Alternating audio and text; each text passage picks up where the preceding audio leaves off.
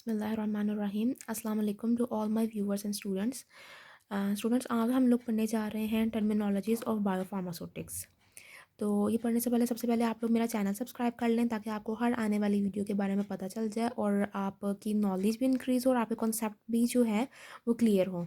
अच्छा, अब ये जो टर्मिनोलॉजीज़ हैं ये बहुत इंपॉर्टेंट हैं वाइवा के लिहाज से, एमसीक्यूज़ के लिहाज से, कम्पिटिटिव एग्ज़ाम और इंटरव्यूज़ वगैरह हर जगह ये इंपॉर्टेंट होते हैं। तो ये टर्मिनोलॉजीज़ और बहुत ज़्यादा यूज़ भी होती हैं। इवन जब आप प्रैक्टिस में आते हैं तो आपको इन ड्रग्स के बारे में पता होना चाहिए और ये टर्मिनोलॉजीज़ क्या हैं इनके बारे में पता होना चाहिए। तो सबसे पहले हम लोग पढ़ते हैं फार्मास्यूटिकल इक्विवेलेंट्स क्या होते हैं। फार्मास्यूटिकल इक्विवेलेंट्स ये वो ड्रग प्रोडक्ट्स हैं जिनमें same amount of identical active pharmaceutical ingredient हो, उनका सॉल्ट सेम हो, ईस्टर सेम हो, केमिकल फॉर्म सेम हो, उनकी डोजेज फॉर्म सेम हो और इवन उनका रूट ऑफ एडमिनिस्ट्रेशन भी सेम हो। स्ट्रेंथ और कंसनट्रेशन भी जो एक प्रोडक्ट में है उनकी सेम हो। यानी अगर 500 मिलीग्राम एक टैबलेट में है तो दूसरी टैबलेट में भी 500 मिलीग्राम ही एपीआई होना चाहिए। अगर एक टैबलेट फॉर्म में है तो दूसरी भी टैबलेट फॉर्म में ही हो, कैप्सूल में नहीं।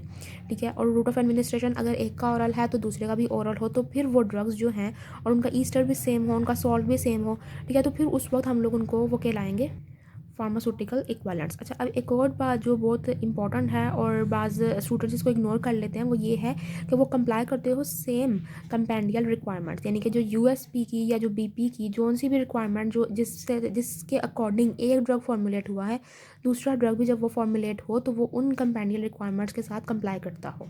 जैसे कि फॉर एग्जांपल लिजिनोप्रिल 20 मिलीग्राम टैबलेट है, इसका फार्मास्यूटिकल इक्विवेलेंट वही हो गई, वही ड्रग होगी जिसमें लिजिनोप्रिल ही हो, 20 मिलीग्राम टैबलेट ही हो, यानी कि टैबलेट फॉर्म में ही हो। मोस्ट इंपॉर्टेंटली इसकी ये बात आ जाती है कि ये इसका आइडेंटिकल एक्टिव फार्मास्यूटिकल इंग्रेडिएंट होना चाहिए। Some time active pharmaceutical ingredient बिल्कुल सेम नहीं होता, ठीक है ना, लेकिन ये है कि मोस्ट ऑफ द टाइम जो है एक्टिव फार्मास्यूटिकल इंग्रेडिएंट सेम ही होता है। ठीक है, तो फिर वो फार्मास्यूटिकल इक्विवेलेंट्स बनते हैं।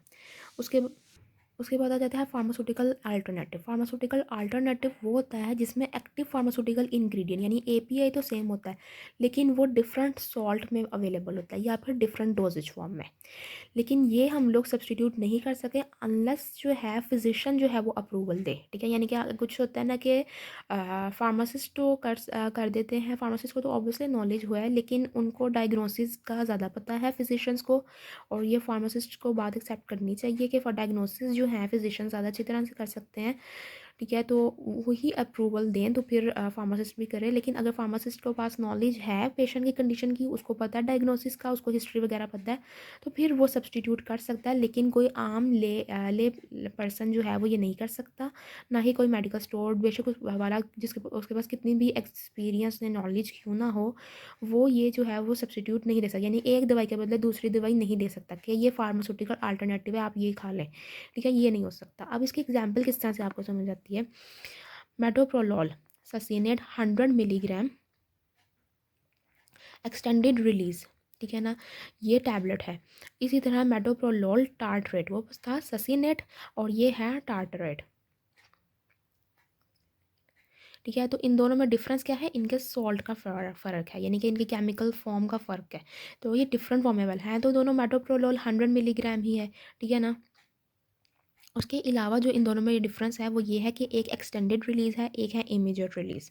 ठीक है, तो यानी कि हम लोगों ने कहा एक तो उनका डिफरेंट सॉल्ट हो, ठीक है ना, डिफरेंट सॉल्ट हो, या फिर जो है डिफरेंट डोजेज फॉर्म में अवेलेबल हो। तो एक तरह से इनकी नेचर एक्सटेंडेड रिलीज़ जो है डोजेज फॉर्म डिफरेंस होती हैं, ऑल द टैबलेट्स हों दोनों बेशक, लेकिन एक्सटेंडेड रिलीज़ की जो फॉर्मुलेशन है वो डिफरेंट होती है, इमीडिएट रिलीज़ की डिफरेंट होती है।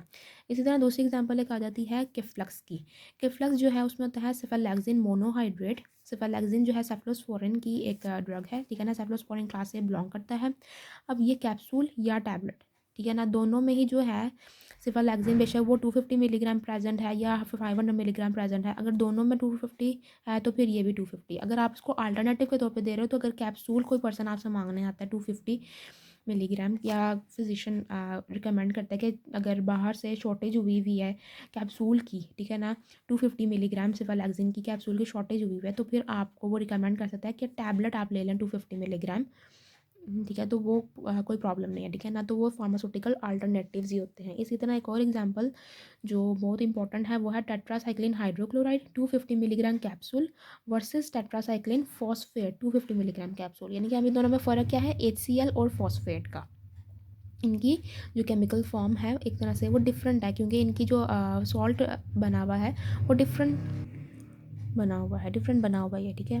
तो ये इसकी 3 एग्जांपल्स थी, ठीक है। उसके बाद ये हमारे पास क्लियर हुई हमारे पास के फार्मास्यूटिकल इक्विवेलेंट क्या है, फार्मास्यूटिकल अल्टरनेटिव क्या है। दोनों में एपीआई सेम हो, इसमें सॉल्ट भी सेम होना चाहिए, उसकी डोजेज फॉर्म भी सेम होनी चाहिए। लेकिन उसका क्या अल्टरनेटिव में क्या है कि सॉल्ट भी डिफरेंट हो सकता है और डोजेज फॉर्म भी डिफरेंट हो सकती है, ठीक है ना। यानी कि वो ड्रग्स जिनके एपीआई सेम है लेकिन अगर सॉल्ट और डोजेज फॉर्म डिफरेंट है तो वो फार्मास्यूटिकल अल्टरनेटिव कहलाएंगे।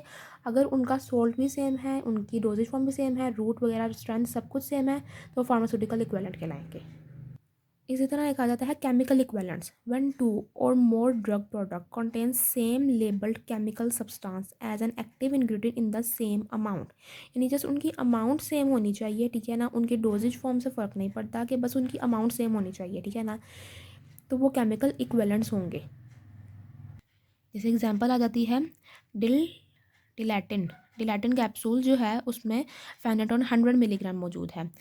और जो एक और दूसरे ब्रांड जो फेनोटॉन को बना रहा है वो एपिटॉइन है। ये टैबलेट बनाते हैं, ठीक है ना, फेनाटॉन की, इसमें 100 मिलीग्राम प्रेजेंट है। तो ये दोनों आपस में केमिकल इक्विवेलेंट है। क्यों? क्योंकि उसमें भी फेनाटॉन 100 मिलीग्राम है और इसमें एपिटॉइन में भी है, जो फेनाटॉन है वो 100 मिलीग्राम ही है, ठीक है। तो ये दोनों आपस में क्या हुए, केमिकल इक्विवेलेंट हुए। कि इनकी मतलब केमिकल इक्विवेलेंट होने के लिए रिक्वायरमेंट जस्ट ये है कि जो एपीआई की जो अमाउंट है वो सेम हो, तो वो फिर केमिकल एपीआई सेम हो और एपीआई की अमाउंट सेम हो तो फिर वो केमिकल इक्विवेलेंट होते हैं। उसके बाद आ जाता है बायो इक्विवेलेंट ड्रग्स कौन से होते हैं। Bioequivalent drugs product that are pharmaceutical equivalent, यानी कि जो फार्मास्यूटिकल इक्विवेलेंट्स तो हैं, यानी कि उनके पास same amount of identical API हो, same ester, same salt, same chemical form, strength, concentration, route, सब कुछ सेम, यानी वो फार्मास्यूटिकल इक्विवेलेंट तो हो ही। उसके बाद दूसरी रिक्वायरमेंट क्या है, एंड हैव सेम या सिमिलर बायो अवेलेबिलिटी, ठीक है, when administered in the same molar dose of API in the same chemical form in the similar dosage form by the same route and under the same experimental condition। यानी first requirement bio equivalent होने के लिए ये है कि वो pharmaceutical equivalent हो। उसके लिए हमने फार्मास्यूटिकल इक्विवेलेंट की डेफिनेशन हम लोगों ने देख ली कि वो क्या है। इसके बाद जो सेकंड पॉइंट जो उसकी एक रिक्वायरमेंट है बायो इक्विवेलेंट होने के लिए वो ये है कि सिमिलर बायो अवेलेबिलिटी हो, ठीक है। यानी कि उनकी जो बायो अवेलेबिलिटी, दोनों ड्रग्स की जो बायो अवेलेबिलिटी में उनकी कोई सिग्निफिकेंट डिफरेंस नहीं होना चाहिए, यानी कि सिमिलर होनी चाहिए उस वक्त जब उनका डोज सेम हो, ठीक है ना, जब वो केमिकल फॉर्म सेम हो, उनका डोजेज फॉर्म सेम हो, रूट ऑफ एडमिनिस्ट्रेशन भी सेम हो और एक्सपेरिमेंटल कंडीशन यानी कि जो पेशेंट की कंडीशन है वो सेम होनी चाहिए, ठीक है ना। तो उस वक्त दिया जाए तो उस टाइम जो है उनकी बायो अवेलेबिलिटी भी सेम होनी, यानी कि सिमिलर हो, तो फिर वो दोनों ड्रग्स जो है वो बायो इक्विवेलेंट कहलाएंगे। जैसे एग्जांपल में ये आ जाती है कि इन दोनों ड्रग्स को जो है ये बायो इक्विवेलेंट कंसिडर किया जाता है। ब्यूटीप्रायोन एक्सल 150 मिलीग्राम, 150 मिलीग्राम आ जाती है ब्यूप्रोपायोन, वो बायो इक्विवेलेंट है वेलब्यूट्रिन एक्सल 150 मिलीग्राम ही, जिसमें मौजूद क्या है, ब्यूप्रोपायोन, ठीक है। अब ये ब्यूप्रोपायोन क्या है, एंटी डिप्रेसेंट है ये, ठीक है। तो ये दोनों अलग अलग जो है मैन्युफैक्चरर्स से बनती है, ब्यूटीप्रायोन एंड वेलब्यूट्रिन, ये दोनों अलग मैन्युफैक्चरर्स बनाते हैं, ठीक है। और लेकिन ये क्या है, ये बायो इक्विवेलेंट कंसिडर किया जाता है। क्यों? क्योंकि ये फार्मास्यूटिकल इक्विवेलेंट है। इन दोनों में देखें 150 मिलीग्राम, दोनों ही एक्सेल यानी एक्सटेंडेड रिलीज़ है, ठीक है ना। और उनकी डोज भी सेम है 150 मिलीग्राम, सेम मोलर डोज है, एपीआई का केमिकल फॉर्म भी इनकी देखें सेम है और इसके अलावा इनका डोजेज फॉर्म, ठीक है, सेम है, एक्सटेंडेड रिलीज, आई थिंक ये टैबलेट्स होती हैं और ये सेम ऑब्वियसली फिर रूट ऑफ एडमिनिस्ट्रेशन जो है वो सेम होगा और एक्सपेरिमेंटल कंडीशन अगर सेम ने दी जाए तो फिर ये बायो इक्विवेलेंट है। इसी तरह अब आप लोगों ने और जो है वो ड्रग्स सर्च करनी है कि कौन कौन से ड्रग्स जो हैं वो बायो इक्विवेलेंट हैं। उसके बाद आ जाता है therapeutic alternative, therapeutic equivalent and therapeutic substitution. ये तीन चीज़ों का मैंने कंपैरिजन किया है। थेराप्यूटिक अल्टरनेटिव कौन से होते हैं, drug product that contain different active pharmaceutical ingredient, यानी उनका एक्टिव फार्मास्यूटिकल इंग्रेडिएंट डिफरेंट है लेकिन वो इंडिकेटेड है सेम थेराप्यूटिक या फिर क्लिनिकल कंडीशन में, या फिर उनका ऑब्जेक्टिव जो थेराप्यूटिक है वो सेम है। फॉर एग्जांपल जैसे अब आइबुप्रोफेन है, आइबुप्रोफेन आप लोग दे सकते हैं इंस्टेड ऑफ एस्पायरिन, ठीक है। क्यों? क्योंकि ये दोनों ही एनसेड्स हैं, ठीक है। इसी तरह cimetidine instead of the ranitidine, यानी कि ये दोनों ही जो है वो क्या है, ये पेप्टिक अल्सर को ट्रीट करते हैं, सिमेटिडिन भी और रेनिटिडिन भी। ये जो आइबुप्रोफेन और जो एस्पारिन है ये दोनों ही पेन में, फीवर में या फिर इन्फ्लेमेटरी कंडीशंस में ये यूज़ होते हैं, ठीक है। तो दोनों अल्टरनेटिव के तौर पे यूज़ हो सकते हैं। हालांकि जो इनकी क्लास जो है वो डिफरेंट है, डिफरेंट एक्टिव फार्मास्यूटिकल इंग्रेडिएंट है ना दोनों। आइबुप्रोफेन डिफरेंट क्लास, डिफरेंट इसकी नेचर है, एस्पारिन की जो है वो डिफरेंट नेचर है, सिमेटिडिन अलग है, ठीक है ना, केमिकल इसकी नेचर, इस जो रेनिटिडिन की अलग है। लेकिन ये क्या है कि इनका गोल सेम है, ठीक है। तो वो क्या कहलाएंगे, थेराप्यूटिक, क्योंकि ये थेरेपी के तौर पे इनको थेरेपी में, किसी भी थेरेपी में इनको अल्टरनेटिव के तौर पे यूज़ किया जा सकता है, ठीक है ना। थेराप्यूटिक अल्टरनेटिव है ये। थेराप्यूटिक इक्विवेलेंट कौन से होते हैं, drug product that are pharmaceutical equivalent, यानी कि पहली रिक्वायरमेंट क्या रख दी कि जो फार्मास्यूटिकल इक्विवेलेंट है उनका क्लिनिकल इफेक्ट भी सेम है, उनकी सेफ्टी प्रोफाइल सेम है, ठीक है, identical amount of same active pharmaceutical ingredient, ठीक है, ये इसकी रिक्वायरमेंट है। फिर एडिक्वेट लेबल्ड हो, वो दोनों प्रोडक्ट एडिक्वेटली लेबल्ड हो, मैन्युफैक्चर्ड हुए हों दोनों ही प्रोडक्ट, या दोनों या दो से ज़्यादा प्रोडक्ट, अगर वो उस वक्त उनको मतलब हम लोग थेराप्यूटिक इक्विवेलेंट कहेंगे अगर वो ये फॉलोइंग कंडीशंस को मेट कर रहे हैं, ठीक है। जैसे वो लेबल्ड है, एडिक्वेटली मैन्युफैक्चर्ड हुए कंटेनर CGMP, सेम डोजेज है उनका, सेम रूट है, और इवन बायो इक्विवेलेंट भी हैं, ठीक है ना। तो अब ये पॉइंट्स मतलब, अब फॉर एग्जांपल आप लोग सोचते हैं कि ऑब्वियसली बात है कि करंट गुड मैन्युफैक्चरिंग प्रोसीजर के अकॉर्डिंग ही जो है वो ड्रग्स बने होते हैं, या एडिक्वेटली लेबल तो होते ही हैं। तो ये एक कॉमन सी बात आ जाती है। लेकिन जब ये MCQs में आते हैं ना और साथ ऑल ऑफ दीज वाला ऑप्शन आ जाता है, या A and B वाला ऑप्शन आ जाता है, तो फिर स्टूडेंट्स कहते हैं कि ये तो निगलेक्टेड हैं ऑप्शंस, इनको सिलेक्ट, ऑल ऑफ दीज में नहीं फिर ये आएंगे। तो स्टूडेंट्स फर्स्ट 2 ऑप्शन जो है वो सिलेक्ट कर लेते हैं, या जो भी उस वक्त अवेलेबल होता है इनको निगलेक्ट कर देते हैं, एडिक्वेटली लेबल्ड नहीं होना उसको फिर वो ऑल ऑफ दीज में नहीं लेकर आते, ठीक है ना। तो हालांकि ये भी एक इसकी रिक्वायरमेंट है for being a therapeutic equivalent, ठीक है ना। तो इसको निगलेक्ट नहीं करना, आप लोगों ने अच्छी तरह याद भी कर लेना है। अगर इस तरह के कोई ऑप्शन आते हैं तो फिर ऑल ऑफ दीज वाला जो है, अगर सारे ऑप्शन आपको लग रहे हो और साथ ये दोनों भी हों, एडिक्वेटली लेबल और manufacture according to the CGMP, तो फिर ये भी इंक्लूडेड हैं। फिर आपका के पास अगर ऑल ऑफ दीज वाला ऑप्शन है तो फिर उसने वो लगाना है, ठीक है। अब बायो इक्विवेलेंट, तो फिर हमारे पास जो है थेराप्यूटिक इक्विवेलेंट क्या हुआ, pharmaceutical equivalent plus bio equivalent, यानी कि थेराप्यूटिक इक्विवेलेंट होने के लिए ये 2 रिक्वायरमेंट्स का फुलफिल होना ज़रूरी है। वो क्या है, फार्मास्यूटिकल इक्विवेलेंट हो और प्लस बायो इक्विवेलेंट हो to being a therapeutic equivalent, ठीक है ना।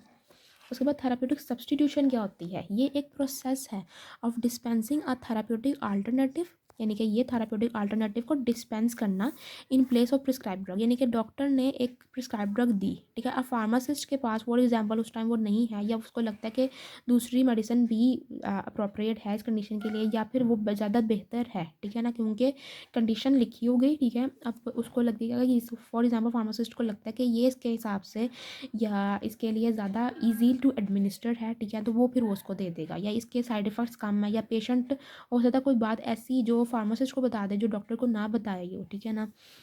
तो क्योंकि फार्मासिस्ट के पास जो एक प्लस पॉइंट है वो ये है कि वो पेशेंट के साथ जो है वो अपना रिलेशनशिप बहुत अच्छा डेवलप कर लेते हैं, ठीक है, और पेशेंट उन पर ट्रस्ट करता है। और फार्मासिस्ट को एक ऐसा ही होना चाहिए, एक अच्छे फार्मासिस्ट का काम है कि वो अच्छा ट्रस्ट बिल्ड करे और अच्छा रिलेशनशिप बिल्ड करे अपने पेशेंट के साथ। उसको एज अ कस्टमर डील ना करे, उसको एज अ पेशेंट डील करे, ठीक है ना। खासतौर पर रिटेल फार्मासिस्ट जो होते हैं वो, ठीक है ना। उसके बाद जैसे हम वो इसकी एग्जांपल आ जाती है थेराप्यूटिक सब्सटीट्यूशन में, amoxicillin in place of ampicillin. For example उसको प्रिस्क्राइब ड्रग थी एम्पेसिलिन, लेकिन उसको डिस्पेंस क्या कर दी गई, एमॉक्सिसिलिन जो है वो डिस्पेंस कर दी गई। एम्पेसिलिन प्रिस्क्राइब थी, डिस्पेंस कर दी गई एमॉक्सिसिलिन, ठीक है। या फिर आइबुप्रोफेन डिस्पेंस कर दी गई इंस्टेड ऑफ नेप्रोक्सिन। दो नेप्रोक्सिन भी एनसेड क्लास से बिलोंग करती है, non steroidal anti inflammatory drugs उस क्लास से बिलोंग करती है। तो दोनों ही ये इसी क्लास से बिलोंग करते हैं, आइबुप्रोफेन भी नेप्रोक्सिन भी। तो आइबुप्रोफेन डिस्पेंस कर दी इंस्टेड ऑफ नेप्रोक्सिन। तो इस प्रोसेस को हम कहेंगे, यानी ये चीज़ को डिस्पेंसिंग को कहेंगे ऑफ द थेराप्यूटिक अल्टरनेटिव, उसको हम लोग कहते हैं थेराप्यूटिक सब्सटीट्यूशन। उसके बाद आ जाता है biosimilar drugs. Biosimilar drug product that is highly similar to the reference product notwithstanding minor differences in the clinically inactive ingredients and no clinically meaningful difference between biological product and the reference product in the term of safety, purity and potency। यानी कि क्या है कि वो drug जो कि अपने reference product से सिमिलर हो बहुत ज़्यादा। रेफरेंस प्रोडक्ट का मतलब ये यानी कि अगर एक रेफरेंस प्रोडक्ट है तो फिर सिमिलर ड्रग बनता ही क्यों है? बाज़ औक़ात प्राइस का प्रॉब्लम होता है या अवेलेबिलिटी का प्रॉब्लम होता है या डिफरेंट तरह की जो प्रॉब्लम्स होते हैं। जैसे फॉर एग्जांपल एक ब्रांड भी बनाना चाह रहा है उस रेफरेंस प्रोडक्ट से सिमिलर ही, तो वो सिमिलर ही कोई प्रोडक्ट बनाएगा, ठीक है ना? और उसके थोड़े बहुत डिफरेंसेस ऑब्वियसली होंगे। हो सकता है क्लिनिकली इनएक्टिव इंग्रेडिएंट यानी एक्सिपिएंट्स पे जो है वो थोड़े बहुत डिफरेंस हो, ठीक है ना? जो रेफरेंस ड्रग से जो ड्रग बना है उससे, ठीक है ना? बायोसिमिलर ड्रग का डिफरेंस हो थोड़ा सा रेफरेंस प्रोडक्ट से, लेकिन वो इनएक्टिव में होगा, ठीक है ना? एक्टिव में डिफरेंस नहीं होगा, एक्टिव इंग्रेडिएंट में डिफरेंस नहीं होगा, ठीक है?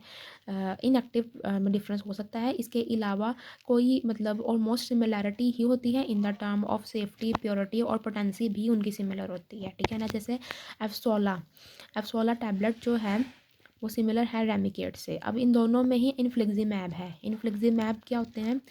ये होते हैं डीमार्ट में भी ये यूज़ होते हैं, यानी कि disease modifying anti rheumatic drugs, monoclonal antibodies. MAb जिसके एंड पे आता है ना, एम ए बी, वो मोनोक्लोनल एंटीबॉडीज़ को इंडिकेट कर रहा होता है। ये बायोसिमिलर बना इसको देख के, रेफरेंस प्रोडक्ट ये था, इसके अकॉर्डिंग बनाया गया इसको, तो ये बायोसिमिलर प्रोडक्ट कहलाया क्योंकि ये इससे सिमिलर था, ठीक है ना? और इसके ये बना ही इसके रेफरेंस में था कि इसको देख कर ही बना था ये, ठीक है ना? तो ये इसकी एग्जाम्पल होगी, ठीक है? उसके बाद आ जाता है हमारे पास बायोवेवियर। बायोवेवियर आप किसी ड्रग को नहीं कह सकते।